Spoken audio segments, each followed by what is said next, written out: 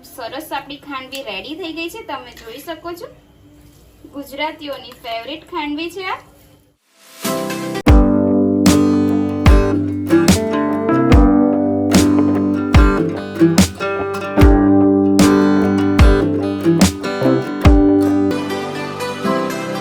Hello friend, સ્વાગત છે તમારું ધ ફૂડી કિચનમાં। તો આજે આપણે બનાવીશું ગુજરાતીઓની ફેવરિટ ખાંડવી એકદમ નવી ટ્રીક સાથે અને સરળ રીતે જો તમે પણ ઘરે બનાવી શકો તેવી રીતના આજે આપણે બનાવવાના છીએ। તો વિડીયોને લાસ્ટ સુધી જોજો અને જો ચેનલને સબસ્ક્રાઇબ ના કરી હોય તો ચેનલને સબસ્ક્રાઇબ કરી દેજો। તો ચાલો આપણે વિડીયો શરૂ કરીએ। તો સૌથી પહેલા ખાંડવી બનાવવા માટે આપણે 1 વાટકી જેટલો ચણાનો લોટ લઈશું। હવે આપણે તેટલું આપણે દહીં લઈશું। આ નોર્મલ ખાટું છે, બહુ ખાટું નથી દહીં, તમે વધારે ખાટું લો તો પણ ચાલે। 1 વાટકી આપણે દહીં એડ કરીશું અને એને આપણે મિક્સ કરીશું।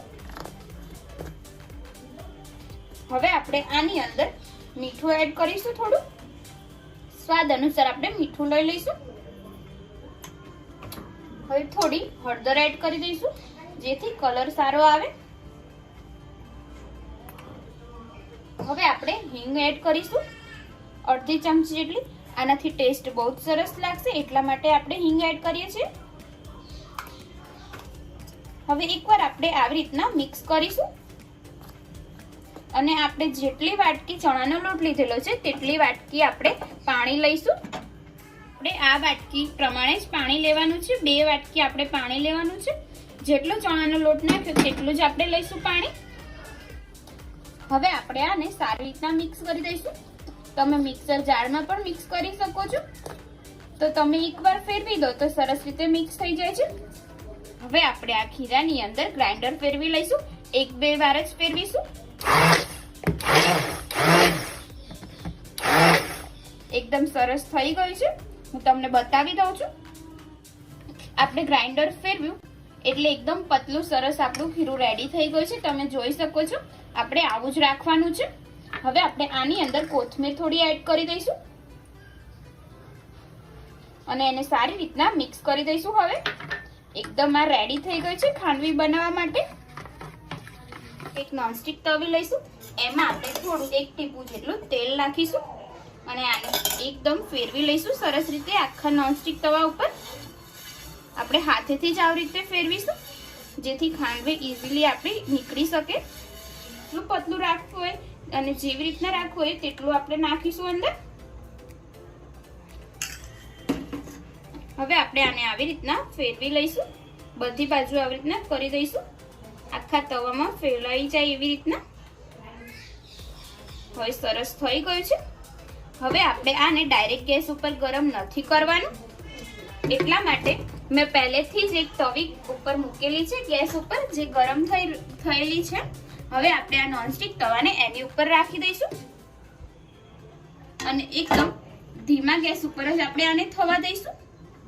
જરૂર લાગે તો આપણે ઉપર ઢાંકી દઈશું થોડી વાર માટે અને 3 મિનિટ માટે એને થવા દઈશું। આપણે નોનસ્ટિક તવા ઉપર 1 તાસ ઢાંકી દીધો જેથી સરસ રીતે આપણી ખાંડવી એકદમ બફાઈ જાય એટલા માટે। એકદમ સરસ આપણી ખાંડવી થઈ ગઈ છે, તમે જોઈ શકો છો। જો તમને એવું લાગે કે ઉપર થોડું પાણી છે તો આપણે થોડી વાર થવા દેવાની છે। એકદમ આ તો આપણે સરસ થઈ જ ગઈ છે। હવે આપણે આને કાઢી લઈશું। હવે આપણે ખાંડવી રોલ પાડી લઈશું, એકદમ સરસ આપણું થઈ ગયું છે। આને આવી રીતના આપણે કટ કરીશું અને પછી આપણે એને રોલ વાળીશું એકદમ ધીમે રહીને, કેમ કે રોલ તૂટે નહીં તેનું ધ્યાન રાખવાનું છે। સહેજ ઠંડુ થાય એટલે આપણે ખાંડવી વાળવાની છે। એક સહેજ ઠંડુ થઈ ગયું છે એટલે તમે એકદમ ઇઝીલી આવી રીતના વાળી શકો તેટલા માટે। એકદમ સરસ રીતે તમારું વળશે ખાંડવી અને તૂટશે પણ નહીં જો તમે આવી રીતના બનાવશો તો। આવી રીતના આપણે બધી ખાંડવીનો રોલ વાળી લઈશું, તમે જોઈ શકો છો। એકદમ સરસ રીતે આપણો રોલ પણ થાય છે અને તૂટતી પણ નથી। આપણી ખાંડવી બની ગઈ છે। હવે આપણે આની ઉપર છેલ્લે વઘાર કરીશું, રાઈ અને તલનો વઘાર કરીશું આપણે। હવે આપણે વઘાર નાખી દઈશું। એકદમ સરસ આપણી ખાંડવી રેડી થઈ ગઈ છે, તમે જોઈ શકો છો। ગુજરાતીઓની ફેવરિટ ખાંડવી છે આ અને ખાવાની પણ મજા આવે, ઇઝીલી તમે બનાવી શકો। ફ્રેન્ડ્સ આપણી ખાંડવી રેડી થઈ ગઈ છે, એકદમ સરસ મેં વઘાર પણ કરી દીધો છે।